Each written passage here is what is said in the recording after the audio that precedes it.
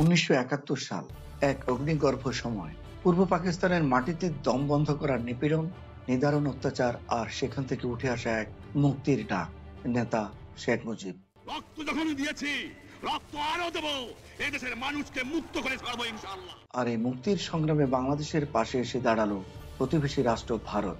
ভারত কি শুধুই সাহায্য করতে চেয়েছিল, নাকি এর পেছনে ছিল এক সুদূর প্রসারী পরিকল্পনা?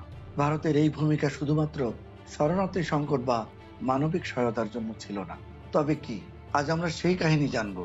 ভারতের কৌশল, ফন্দি আর মুক্তিযুদ্ধে তার জটিল ভূমিকা জানতে ভিডিওটি সম্পূর্ণ দেখার আমন্ত্রণ রইল। আর ভালো লাগলে আমার চ্যানেলটি সাবস্ক্রাইব করতে ভুলবেন না। ভারতের এই ভূমিকা শুধুমাত্র শরণার্থী সংকট বা মানবিক সহায়তার জন্য ছিল না, বরং এর পেছনে ছিল পাকিস্তানকে বিভক্ত করার ও দুর্বল করার ফন্দি এবং দক্ষিণ এশিয়ার রাজনীতিতে নিজেদের কৌশলগত আধিপত্য প্রতিষ্ঠার দীর্ঘমেয়াদী লক্ষ্য।